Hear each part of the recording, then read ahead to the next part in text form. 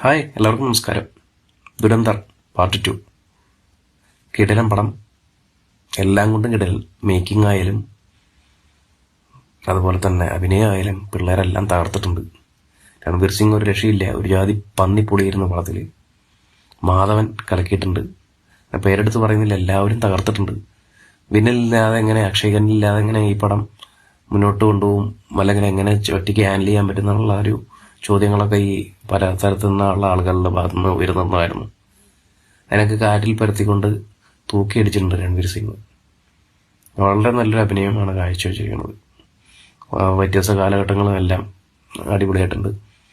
പിന്നെ എല്ലാ പടത്തിലും അതിൻ്റെതായ രാഷ്ട്രീയം ഉണ്ടാവും. ഈ പടത്തിലും കുറച്ച് രാഷ്ട്രീയ പശ്ചാത്തലങ്ങളൊക്കെ ഉണ്ട്. അപ്പം അത് സിനിമയായിട്ട് തന്നെ കാണാം, അത്രേ ഉള്ളൂ. കൂടുതലൊന്നും പറയുന്നില്ല. പടത്തിൻ്റെ എല്ലാ ഭാഗങ്ങളും അടിപൊളിയായിട്ടുണ്ട്. ഇനി അടുത്ത കോടി കിലുക്കങ്ങളിലേക്ക് ഈ പടം എന്തായാലും ഉണ്ടാവും. എല്ലാവരും തിയേറ്ററിൽ തന്നെ പോയി കാണാം.